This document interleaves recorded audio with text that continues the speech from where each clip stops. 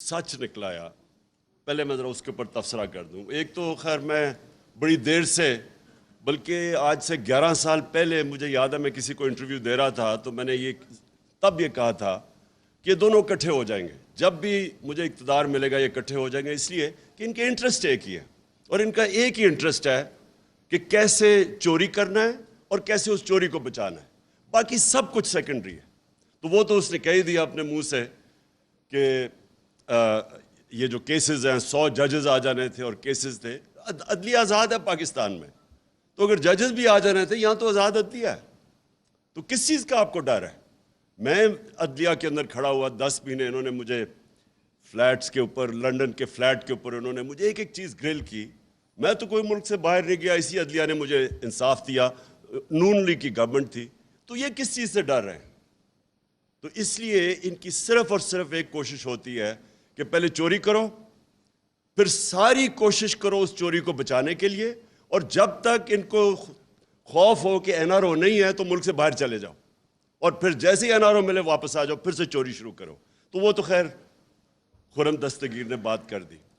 लेकिन जो दूसरी बात उसने की कि जी आर्मी चीफ इमरान खान अपना रखवाना चाहता था, वो ये कह गया ना, और आर्मी चीफ रखवा के तो उसने कहा फिर तो हमारा ये 15 साल तक रह जाएगा और ये हटाया ही नहीं जा सकेगा, क्योंकि फिर एहतसाब भी हो जाएगा हमारा। इसके अंदर भी बड़ी हमें गौर करना चाहिए कि क्या इसका मतलब ये है कि कोई और आर्मी चीफ आएगा तो इनका एहतसाब रुक जाएगा? इसका ये भी मतलब है कि क्या अपना आर्मी चीफ चाहिए ताकि वो इनकी मदद करे? यानी वो जो बात कह गया है इसके अंदर ज़रा हमें गौर करना चाहिए।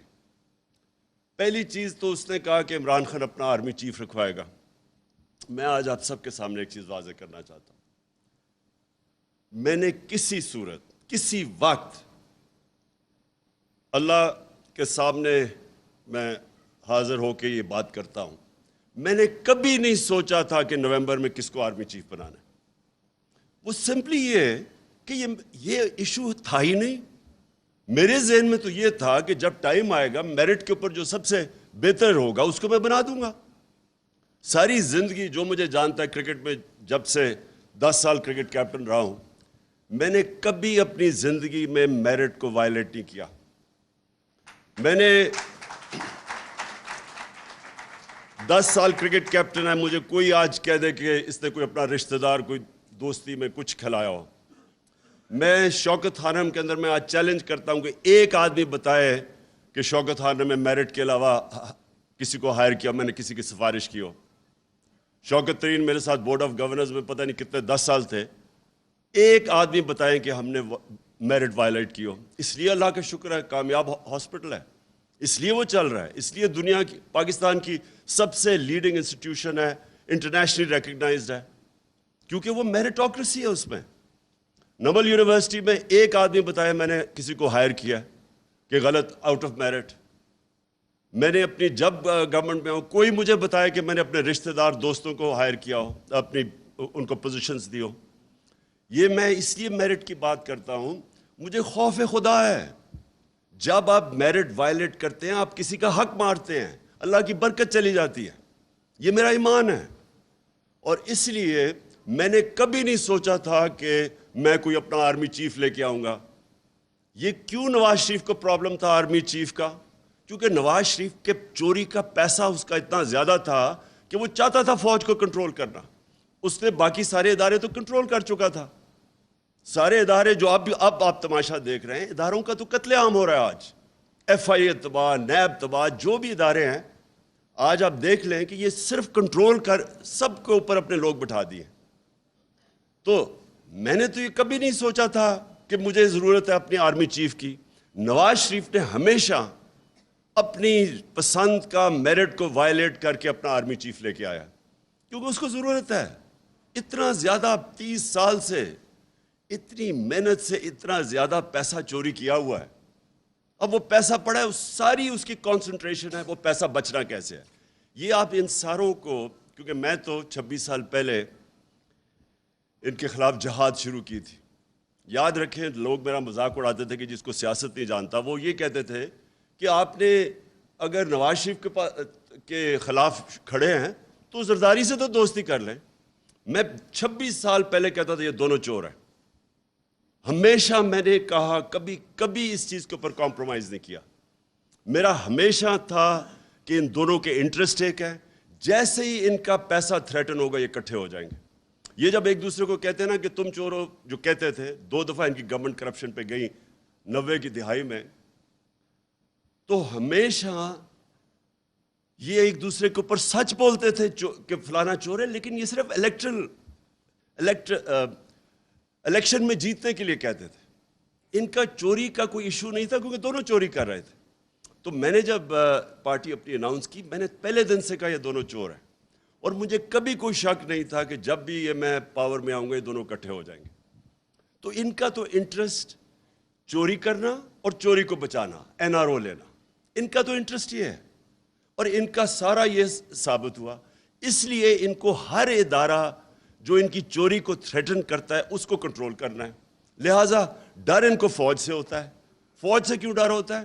کیونکہ ISI اور ملٹری انٹیلیجنس ان کے پاس رپورٹس ہوتی ہیں ان کی چوری کی, تو یہ ان کو کنٹرول کرنا چاہتے ہیں کہ وہ اگر آؤٹ آف کنٹرول ہو جائیں تو ان کی چوری سامنے آ جائے گی. 2 دفعہ ان کی گورنمنٹس کہیں 90s میں چوری کے اوپر. سو جو خرم دستگیر نے بات کی کہ جی اپنا یہ آرمی چیف لے کے آئے گا, عمران خان کو کوئی ضرورت نہیں اپنے آرمی چیف رکھنے کی. مجھے کوئی اپنی چوری نہیں بچانی. مجھے تو جو میرٹ کے اوپر بہترین, کیونکہ ہم چاہتے ہیں کہ ہمارا فوج کا ادارہ مضبوط ہو. مضبوط تب ہوگا جب اب میریٹوکریسی ہو.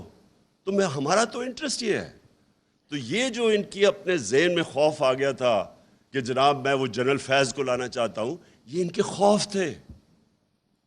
ان کے اوپر خوف طاری ہوا ہے, کیونکہ چوری, اتنی زیادہ چوری جب کر لیں, بلینز آف ڈالرز ان کے باہر پڑے, تو ان کو خوف ہے اس کا. اس خوف کی وجہ سے یہ پینک کر رہے تھے کہ اوہو یہ اگر وہ نومبر کے اندر اپنا آرمی چیف رکھ لیا تو یہ ملک کو تباہ ہو جائے گا, یعنی ان کی فیوچر تباہ ہو جائے گی. لیکن میں جو مین تھی میں اب اس کے اوپر آنا چاہتا ہوں. دیکھیں, پہلے تو یہ سمجھ لیں کہ امریکہ جب رجیم چینج کرتا ہے تو کیا امریکہ رجیم چینج کرتا ہے دوسرے ملکوں کی بہتری کے لیے؟ اوپر سے تو وہ کہتے ہیں کہ ڈیموکریسی اور ڈیموکریسی, ہم دنیا میں ڈیموکریسی لانا چاہتے ہیں, فری ورلڈ, یہ تو سارا ریٹرک ہے. لیکن رجیم چینج جب بھی ہوتا ہے وہ لوگوں کو, ملکوں کو استعمال کرتے ہیں اپنے انٹرسٹ, اپنے فورن پالیسی کو آگے بڑھانے کے لیے. تو جو رجیم چینج ہوتا ہے, پہلے تو یہ کلیئر ہو جائے, وہ امریکہ اپنے انٹرسٹ کے لیے کرتا ہے, وہ ہمارے انٹرسٹ کے لیے نہیں کرتا. اب کیا ہمارے انٹرسٹ میں ہے کہ ہم بیسز دیں امریکہ کو؟ کیا یہ ہمارے انٹرسٹ میں ہے؟ کیا ہمیں پتہ نہیں چلا کہ ابھی یہ جو وار آن ٹیرر ہوئی تھی اس میں جو ہماری تباہی ہوئی, یہ اسلام آباد ایک فورٹرس بنا ہوا تھا, خود کش حملے ہو رہے تھے, کرکٹ ٹیم یہاں ٹور نہیں کرتی تھی, انویسٹر تو بڑی دور کی بات ہے. کیا یہاں میریٹ کے اندر جو بم بلاسٹ ہوا, تو ہم سب کو پتہ ہے کہ ہم استعمال ہوئے تھے اس میں. ہمیں ہمارے سربراہ کو دھمکی دی گئی تھی تب بھی کہ we will bomb you into stone age, اگر آپ ہماری جنگ میں نہیں شامل ہوں گے. اور ہم شامل ہوئے, جھوٹ بولا ہمارے سے. مجھے یاد ہے میں وہ میٹنگز میں تھا کہ نہیں جی ہم تو ان کو صرف لوجسٹیکل سپورٹ دے رہے ہیں. ادھر سے شروع ہوا. میرے اسمبلی میں تقریر ہے جب انہوں نے فوجیں بھیجنی شروع کی اپنی وزیرستان میں نے ان کو سمجھایا, کیونکہ اگر آپ نے تاریخ پڑھی ہو, سارے اس علاقے کی تاریخ پڑھی ہو, اتنی اسٹوپڈیٹی کبھی بھی کسی ہمیں نہیں کرنی چاہیے تھی. مجھے ابھی بھی یاد ہے کہ میں نے اسپیچ کی, کہ میں وہ علاقوں کو کیوں بہتر جانتا تھا. میں نے ایک ٹریول بک لکھی تھی سارے قبائلی علاقے میں پھر کے. اس ٹریول بک میں جب آپ نے تاریخ پڑھی ہو تو آپ کو پتہ ہونا چاہیے, آپ کو یا پتہ یا نہیں, کہ جو سب سے زیادہ انگریز فوجی مرا تھا وہ وزیرستان میں مرا تھا, یہ قبائلی علاقے میں مرا تھا. 80 سال کے اندر سب سے زیادہ ان کی کیجولٹیز ادھر ہوئی تھی, اور 1947 تک وہ ان کی کیجولٹیز ہوتی رہی تھی. باقی ہندوستان میں امن تھا 1857 کے بعد, لیکن قبائلی علاقے میں کانسٹنٹلی کہیں نہ کہیں لڑائی ہو رہی تھی. 1935 میں آدھی برٹش انڈین آرمی اس کے باہر تھی, وزیرستان کے باہر. سو ہمیں جس طرح پورا امن تھا ہمارا ایک فوجی نہیں تھا, ایک چوکی نہیں تھی پولیس کی وہاں. ٹوٹل جدھر ہمیں نہ ہمارا کوئی خرچہ تھا نہ کچھ تھا, وہ ہماری فوج تھی. ہم نے اتنا بڑا ظلم کیا وہاں فوج بھجوا کے. اور مجھے ابھی بھی یاد ہے 2003-04 میں جب فوج بھجوائی امریکہ کے پریشر کے اوپر. پھر میں ذرا اب آپ کو ایک انسیڈنٹ بتاؤں. لوگوں کو تو پتہ نہیں تھا کیا ہوا وہاں. لوگوں کو تو وہی جو پیسہ چلا تھا ابھی رجیم چینج کے اوپر ہمارے پہ چلا, جو مصدق کے اوپر چلایا گیا. جب اس کو پہلے تو بدنام کرتے ہیں نا کسی کو, جب رجیم چینج کرنا ہو پہلے میڈیا پہ پیسہ چلتا ہے. تب بھی میڈیا پہ پیسہ چل رہا تھا. مجھے طالبان خان کہہ رہے تھے کہ یہ جی پرو ٹیررسٹ ہے, یہ اس کے خلاف ہے, یہ دہشت گردوں کے ساتھ ہے. مجھے تب یاد ہے کہ اتنی بڑی کیمپین چلی کہ جی جو بھی کہے کہ یہ جی اس جنگ میں نہ شرکت کرو, یہ ہماری جنگ نہیں ہے, جو بھی کہے اس کے پیچھے پورا میڈیا اٹیک آ جائے. اور لوگوں کو پتہ ہی نہیں تھا قبائلی علاقے کا. میں تو جانتا تھا. تو مجھے یاد ہے میں ملا جنرل اورکزئی کو. یہ بڑا امپورٹنٹ ہے آپ کے لیے سمجھنا کہ اس ملک سے ہوا کیا تھا. جنرل اورکزئی اس وقت کمانڈر تھے ساری جو ہماری آرمی تھی قبائلی علاقے میں.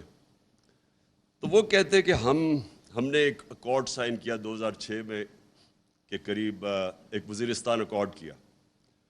تو کہتا ہے امریکنز کا ایک بڑا ہائی لیول ڈیلیگیشن آیا ہمارے ساتھ پوچھنے, ہمارے سے بات چیت کرنے کے لیے.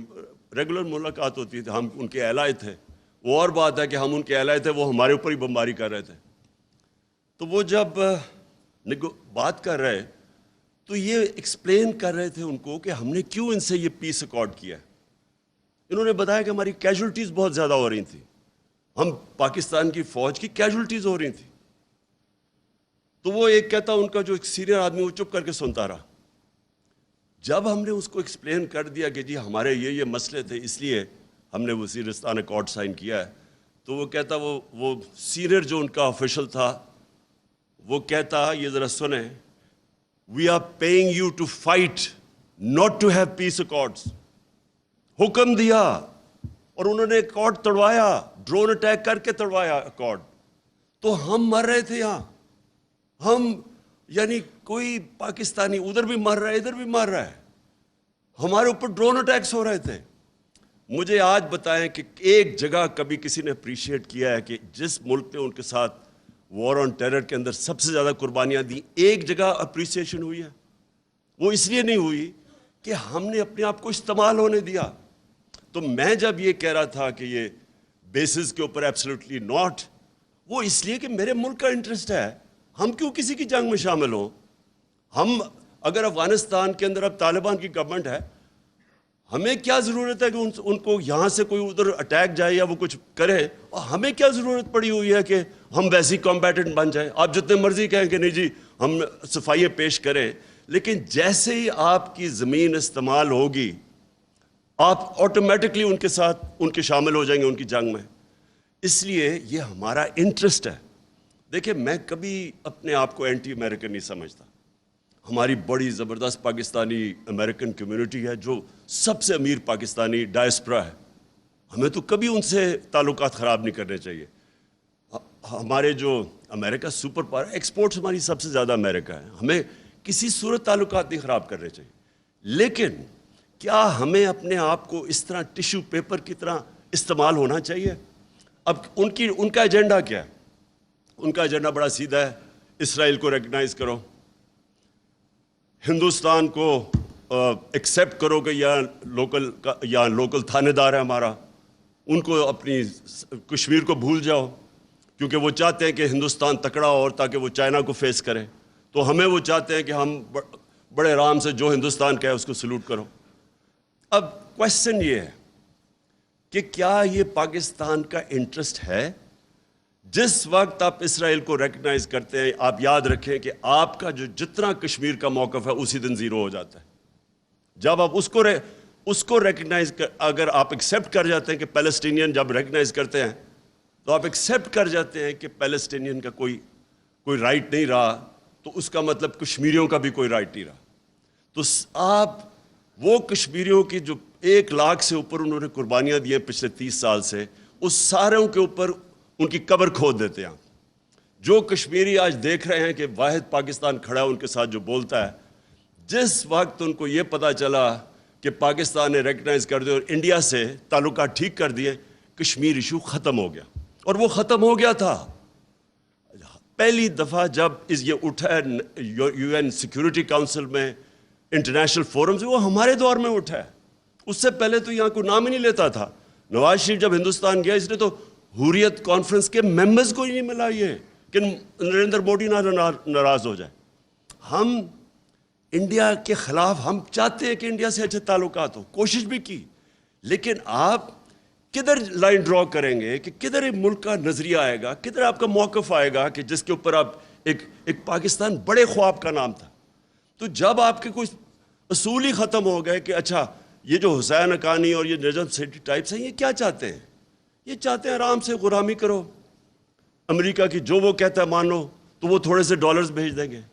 میرا اگلا کوشچن یہ کہ کیا اس سے پاکستان پیر پہ کھڑا ہو جائے گا؟ کیا اور تھوڑے اور ڈالر مل جائیں گے؟ کیا یہ ملک سروائیو کر جائے گا؟ کیا یہ ملک اپنی سارے پرنسپل سٹینڈز ختم کر کے, اپنا نظریہ ختم کر کے, کیا یہ کوئی مجھے گارنٹی کر سکتا ہے کہ یہ ملک ترقی کر جائے گا؟ کیا یہ نہیں ہم کرتے آئے آج تک؟ سوائے وہ ذوالفقار علی بھٹو کے چند سالوں کے نکال دیں تو آج تک تو ہم غلامی کرتے آئے ہیں. جو وہاں سے حکم آتا تھا ہم مان جاتے تھے. اپنے ملک کے قانون توڑ کے, اپنی آئین کی خلاف ورزی کر کے ہم ان کو سروس کرتے رہے.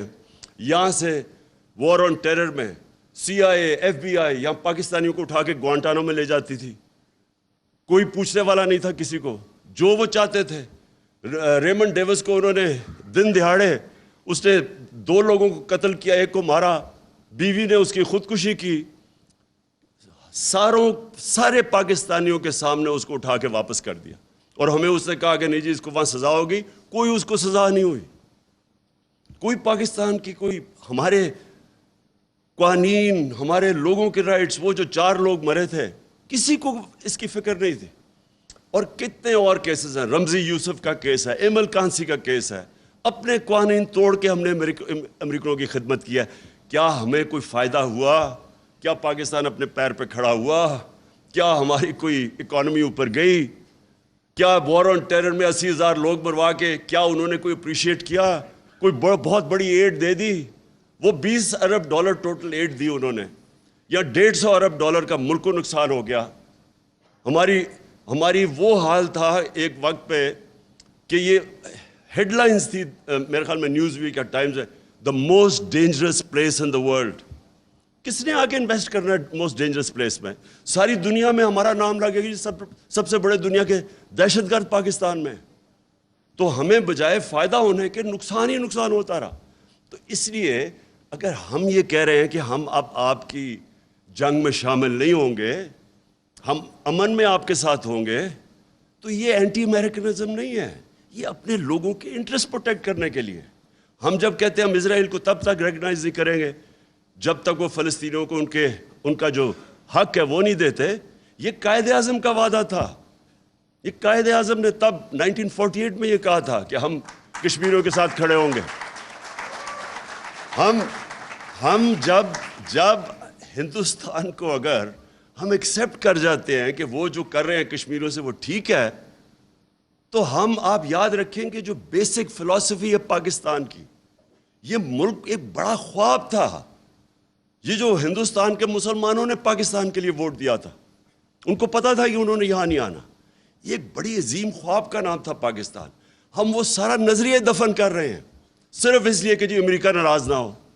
دیکھیں میرا اپنا اوپینین یہ ہے, کبھی بھی کوئی قوم کبھی بھی جوتے پالش کر کے چیری بلاسم بن کے آج تک قوم پراسپر نہیں کی. قومیں کھڑی ہوتی ہیں غیرت کے اوپر, نظریے کے اوپر کھڑی ہوتی ہے قوم. جو قوم بنتی بھی ہے وہ نظریے پہ بنتی ہے, وہ جوتے پالش کر کے کوئی قوم نہیں بنتی. آج یہ ہمیں یہ کہہ رہے ہیں کہ امریکہ کی ہر بات مان جاؤ, نہیں تو آپ جو ڈونلڈ لو نے کہا ہے اس نے, یعنی تکبر اس آدمی کا دیکھیں, اس کی جرت کیسے بڑھ گئی ہے کہنے کی. میں نے تو جب وہ سائفر دیکھا میں نے 10 دفعہ پڑھا کہ یہ واقعی کوئی اتنا بےہودہ آدمی ہے جو ایسی سٹیٹمنٹ دے سکتا ہے. میں نے سی این این میں کہا, CNN کے انٹرویو میں میں نے کہا اس کو تو سزا بیڈ مینرز پہ دینی چاہیے، اس میں مینرز ہی نہیں ہے اس آدمی میں. تو یعنی کون سا ایک خوددار قوم کون ایکسیپٹ کر سکتی ہے؟ اور ہم کیا سن رہے ہیں جی؟ وہ ایسے تو مراسلے آتے رہتے ہیں، پتہ نہیں کس کو آتے رہتے ہیں. میں نے تو پہلی دفعہ ایسا مراسلہ دیکھا تھا، اور یقین کرے آخری دفعہ ہوگا، کیونکہ کسی کی جرت نہیں ہوگی آگے سے اس طرح کا مراسلہ بھیجنے کے لیے پاکستان کو.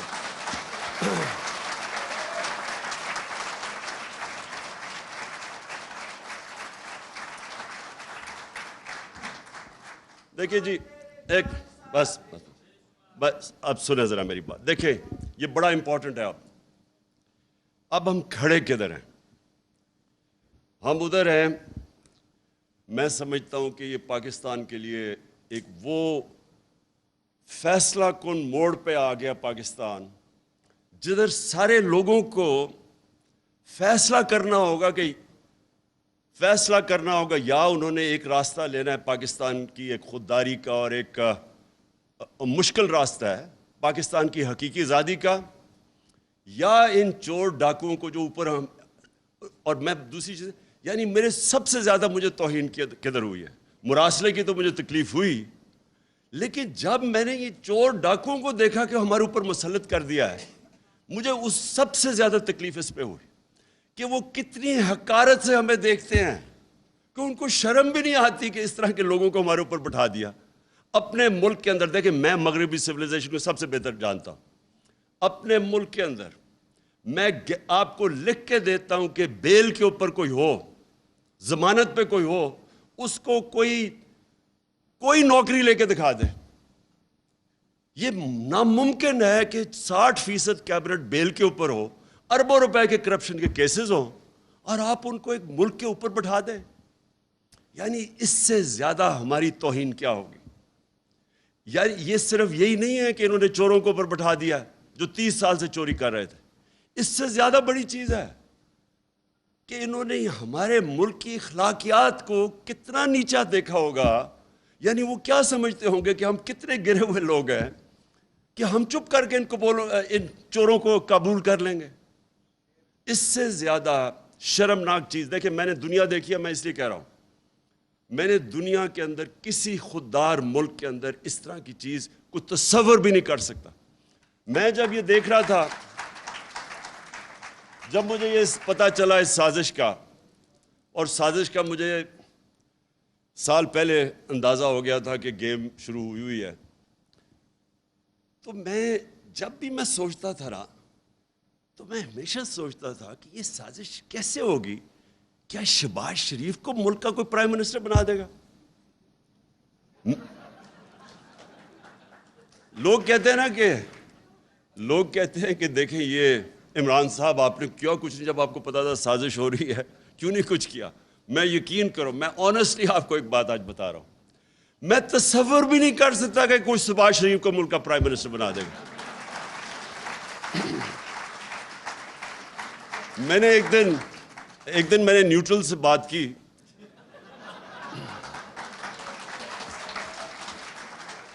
میں نے کہا اس کے اوپر 16 ارب روپے کے FIA کا کیس ہے، 8 ارب روپے کا نیب میں کیس ہے اس کے اور اس کے بیٹوں کے اوپر، اور اتنے اوپن اینڈ شٹ کیس کسی کے نہیں ہیں، کسی کے ایسے کیس نہیں ہیں. آپ حیران ہو جائیں گے کہ اتنا بلیک اینڈ وائٹ. یعنی نواز شریف کا تو چلے پھر بھی اس نے اپنے نام پہ کچھ نہیں کیا، بیٹی کے نام پہ فلیٹس لیے، اس کا تو ڈائریکٹلی یہ اور اس کے بیٹے امپلیکیٹڈ ہے اس میں. اور کسی اور ملک میں 1 سال پہلے ان تینوں نے جیل میں ہونا تھا. یہاں میں سوچا، میں نے کہا یہ کوئی سوچ سکتا ہے کہ 16 ارب کے کیسز وہ اور 8 ارب کے نیب میں، اور ایسے کیسز. یعنی اتنا، وہ کہتے ہیں نا نقل میں بھی عقل چاہیے، اتنے بھونڈے طریقے سے انہوں نے چوری کی ہے کہ اس میں بچ ہی کوئی نہیں سکتا. اگر کوئی عام آدمی ہوتا نا، آپ یقین کریں وہ 2 ہفتے میں یہاں اس ملک میں جیل میں ڈال دینا تھا اس کو. تو میں اس لیے وہ کہتے ہیں نا کہ آپ نے تیاری نہیں ہے، کچھ نہیں کیا، میں آخری منٹ تک سوچتا رہا کہ نہیں یہ نہیں ہو سکتا، کہ اس کو نہیں بنا سکتے. دیکھیں یہ کیوں فیصلہ کن وقت ہے؟ کیونکہ اب اس سیٹ اپ کو اس سیٹ اپ کو ملک کے اوپر مسلط کرنے کے لیے سارا ملک کے اداروں کو تباہ کرنا پڑے گا. اگر یہ جو سیٹ اپ ہے اس کو لوگوں کو ہضم کروانے کے لیے جو قدم اٹھائے جا رہے ہیں یہ اصل میں پاکستان کی ڈسٹرکشن ہے. کیسے؟ نمبر 1، پارلیمنٹ تو ہوگی تباہ. یہ اگر راجہ ریاض پارلیمنٹ کے اندر اپوزیشن لیڈر ہے آپ سمجھ جائیں کہ اس پارلیمنٹ کی کیا اہمیت رہ گئی. ابھی یہ بجٹ پاس ہو رہا ہے نا، وہ راجہ ریاض اگر اس کو اپوز کرے آپ سمجھ جائیں کہ پارلیمنٹ کی تو ختم ہو گئی. ادھر جو پنجاب کے اندر مذاق ہو رہا ہے، جو پنجاب میں مذاق ہو رہا ہے، یہ جمہوریت کی توہین ہے. یہ ہماری عدلیہ کے لیے بہت بڑا چیلنج ہے کہ جس طرح کی چیزیں کی جا رہی ہیں، وہ مجرم نمبر 2 اس کو مسلط کرنے پہ پنجاب میں آپ یقین کریں کہ جمہوریت کی پارلیمنٹ کی دھجیاں اڑائی جا رہی ہیں. ایک وہ ایوان اقبال کے اندر پارلیمنٹ چل رہی ہے تو دوسری چل رہی ہے پارلیمنٹ ہاؤس میں. مذاق ہو رہا ہے. جو الیکشن کمیشن کر رہا ہے، جس طرح کا اس نے سمپل چیز تھی کہ جیسی وہ جو ریزرو سیٹس جاتی ہیں تو وہ ایک دم ریپلیس ہو جاتی ہیں. وہ الیکشن کمیشن جس طرح کوشش کر رہے ہیں انجینئر کرنے کے لیے حمزہ شریف کو بٹھانے کے لیے، ساری الیکشن کمیشن کی کریڈیبلٹی ختم ہو چکی ہے. آج کوئی کسی میں یہ نہ کہے کہ ختم ہو جائے گی، اس کی کریڈیبلٹی ختم ہو چکی ہے. ہمیں پتہ ہے وہ جا کے بیٹھتا ہے وہ شہزادہ اور شہزادی لاہور میں، اور ان کے ایم این ایز آتے ہیں بیٹھ کے وہ ساری انجینئرنگ کر رہے ہیں.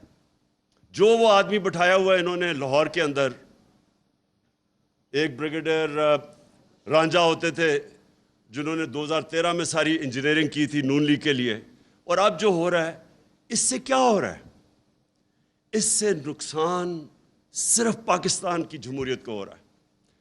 جب آپ کی الیکشن کے اوپر اتنا بڑا کوسچن مارک آ جائے کہ جس طرح کی انجینئرنگ سے وہ آپ کوشش کر رہے ہیں 20 حلقے جتانے کے لیے ان کو، یا کسی طرح وہ حمزہ شہزادہ شریف بن جائے آ کے چیف منسٹر، یہ الیکشن کمیشن، جمہوریت کی تباہی، پاکستان کے جسٹس سسٹم کی تباہی، اور جو سب سے امپورٹنٹ چیز جس کی تباہی ہے پاکستان کی مورالٹی کی، مورل سٹینڈرڈز کی.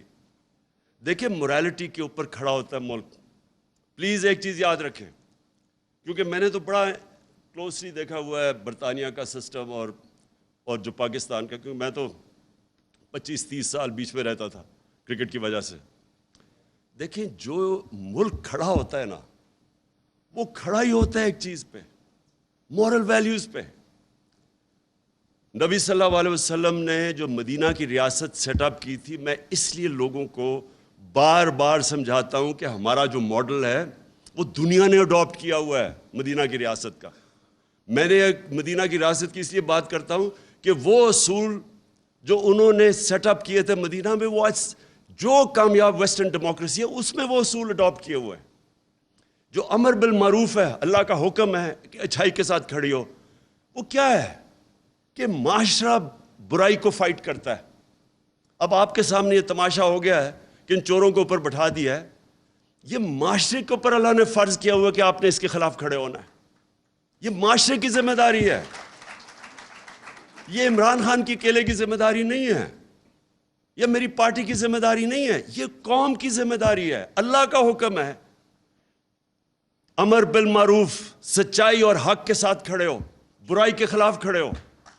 اللہ نے آپ کو نیوٹرل رہنا کی اجازت نہیں دی، کوئی اجازت نہیں دی اس نے کہا سائیڈز لو. اور معاشرے کی جو بنیاد ہے وہ مورل سٹینڈرڈز پہ کھڑی ہوتی ہے. جرمنی جاپان کو بمباری مار کے انہوں نے تباہ کر دیا 1945 کے بعد. بلڈنگز نہیں کھڑی، تصویریں دیکھیں ذرا، ایک بلڈنگ نہیں نظر آتی کھڑی.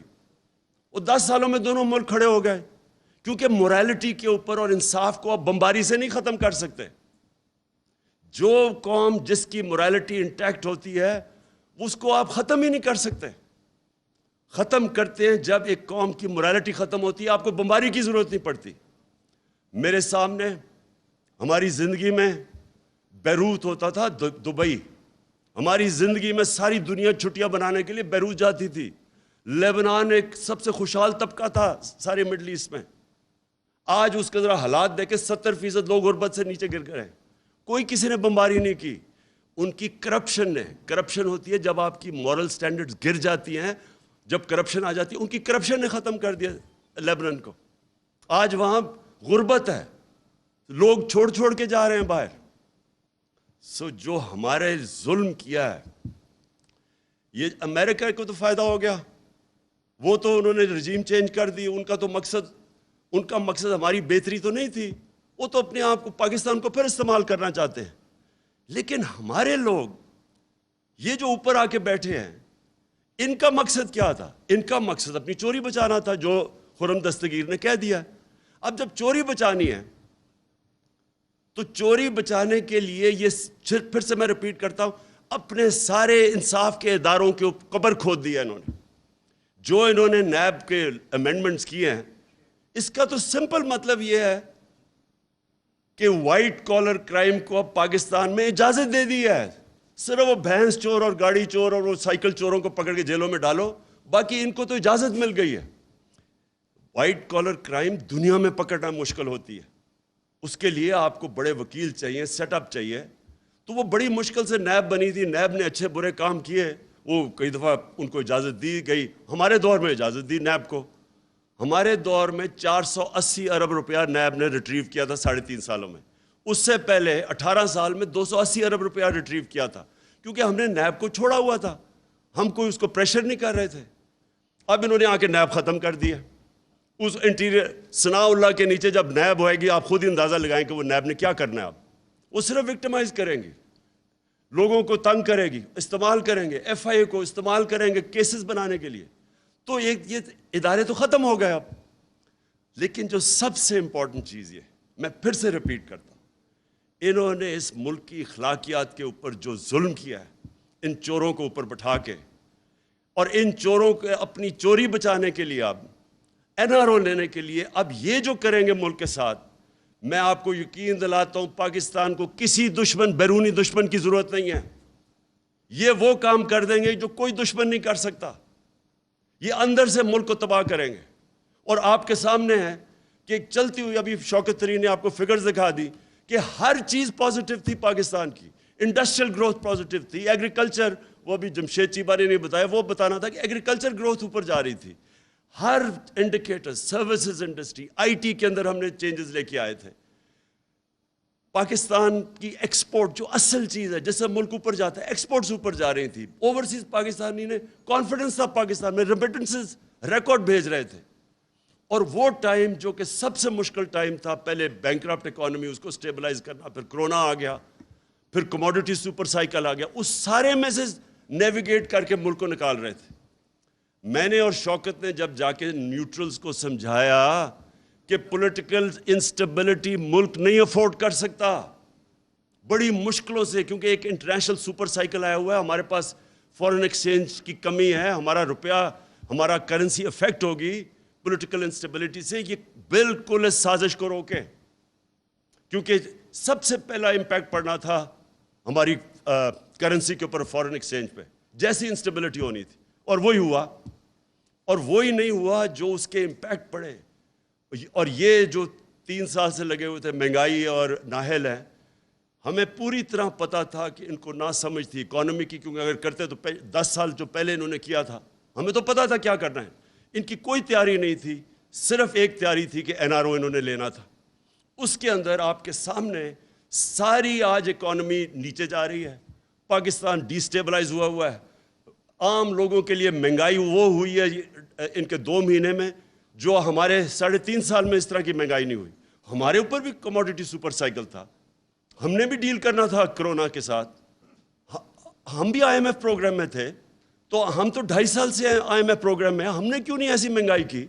انہوں نے آتے ساتھ ہی سارا کچھ یا ہمارے پہ ڈال رہے ہیں یا آئی ایم ایف پہ ڈال رہے ہیں، کیونکہ ان کی سوچ ہی صرف اپنی ذات کے اوپر تھی. جو خرم دستگیر نے کہا کہ ہمارا تو مقصد یہ تھا کرپشن بچانا.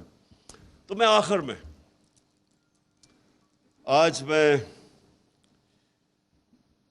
میں اپنے سارے پاکستانیوں کے سامنے کہ دیکھیں، یہ ایک جینوئن پاکستان میں ایک آ گیا ہے کراس روڈز، یا ادھر جا سکتے ہیں یا ادھر جا سکتے ہیں. وہ نیوٹرل بیچ میں راستے کا وہ گیئر ہی نکل گیا. فیصلہ اب ہم نے کرنا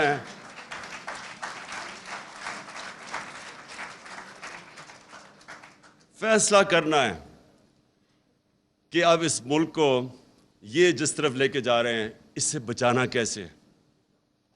یہ جو اگر ان کا کسی کا خیال ہے, میں ریپیٹ کرتا ہوں کہ ہم جناب امریکہ کے پیر پکڑیں گے, وہ ایمبیسڈر کے پاس بھی پہنچ گیا ہوگا, وہ مجھے پتہ ہے مفتاح اسماعیل, میں امیجن کر رہا ہوں کہ وہاں جا کے ایسے ہاتھ جوڑ کے بیٹھ گیا ہوگا کہ جی میں آپ کے جوتے پالش کر دوں, اگر آپ نہیں کرتے تو میں شہباز کو بلا لیتا ہوں, وہ اور زیادہ اچھے کرتا ہے جوتے پالش.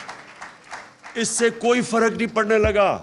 امریکن مائنڈ کو سمجھے, ان کی بڑی سمپل فلسفی ہے, دیر از نو فری لنچ. ہر چیز کی قیمت ہے, اور وہ جو قیمت ہے وہ اگر پاکستان اگر وہ قیمت ہم ادا کرنے کے لیے تیار ہیں تو سارا نظریہ پاکستان کو دفن کرنا پڑے گا. بڑا عظیم اس کا نظریہ تھا, اور اس کا نعرہ تھا کہ پاکستان کا مطلب کیا, لا الہ الا اللہ. یہ بڑا عظیم نعرہ ہے, یہ خودداری کا نعرہ ہے, غیرت کا نعرہ ہے. یہ کبھی بھی یہ ایک چھوٹے سے آدمی کو بڑا آدمی بنا دیتا ہے, لا الہ الا اللہ. ایک عام آدمی لا الہ الا اللہ کے اوپر خودداری آ جاتی ہے, اس پہ غیرت آ جاتی ہے, رسپیکٹ کرتے ہیں لوگ اس کو. یہ جو آپ جھکتے ہیں, اور مجھے شرم آتی ہے کہ جس طرح انہوں نے ہمارا دنیا میں ذلیل کیا اب تک, جا کے جس طرح پرچیاں پکڑ کے اس کے اوباما کے سامنے بیٹھے ہوں, جس طرح پتہ نہیں وہ کوئی اس کا کوئی پتہ نہیں کیا ماسٹر ہے اس کا. اور دوسری طرح وہ اچھا اوباما تو دور کی بات ہے, یہ امریکن ایمبیسڈر کے سامنے آپ کو دیکھنا پڑے گا کیسے گرتے ہیں. تو یہ جب برٹش ایمبیسڈر کو کیک کھلایا جا رہا ہے, کیک کھلایا جا رہا ہے اس کو کہ شاید وہ ہماری سفارش کر دے. یہ جو بے شرمی ہے, یہ لا الہ الا اللہ اس کو دور کرتا ہے. کوئی نہیں ہے خدا سوائے اللہ کے, کوئی کسی کے سامنے اللہ کا حکم ہے, تمہیں جھکنے کی ضرورت ہی نہیں ہے کیونکہ اللہ ہے. یہ دیکھیں, یہ اب ہم ریئلائز نہیں کرتے. میں اتنی دیر سے جب بھی میں یہ کرکٹ بھی کھیلتا تھا مجھے بڑی تکلیف ہوتی تھی. کبھی میں یہ دیکھتا تھا جا کے ہمارے جو لیڈرز ہیں جس طرح یہ بے شرمی سے ان کے سامنے جھکے ہوئے ہوتے تھے. بالکل اس نے اسد نے صحیح بات کی. 22 کروڑ, دنیا کا 5واں بڑا آبادی میں ملک ہے, نیوکلیر آرمڈ سٹیٹ ہے, ہماری ایک زبردست فوج ہے جو ہمیں پروٹیکٹ کر سکتی ہے. ہماری عوام جب موقع ملتا ہے, اوورسیز پاکستانی میں ایسا ٹیلنٹ بیٹھا ہوا ہے, ایکسل کرتے ہیں. لیکن جب لیڈر یہ شہباز شریف بن جائے اور یہ سارے چور اوپر بڑھ جائے, آپ ایک فیکٹری کے اوپر چوروں کو بٹھائے, فیکٹری آپ کی بند ہو جائے گی, ملک کیسے چل سکتا ہے؟ اس لیے قوم کو اپنے بیسکس کے پر جانا پڑے گا, ہمیں اس کو فائٹ کرنا پڑے گا. میں اس کو جہاد سمجھتا ہوں, حقیقی آزادی کی یہ جہاد ہے. اور اس کے لیے میری آج ساری قوم کو ہے کہ میں نے تو کسی صورت اس کو ایکسیپٹ نہیں کرنا. میں نے تو جو بھی ہو جائے میں نے ان چوروں کا مقابلہ کرنا ہے. میرا صرف آخری ایک سوال ہے اپنے نیوٹرل سے, صرف اس پہ میں ختم کر رہا ہوں اپنی تقریر, کہ اگر گھر کے اوپر ڈاکہ پڑے تو کیا چوکیدار نیوٹرل ہو سکتا ہے؟ Thank you.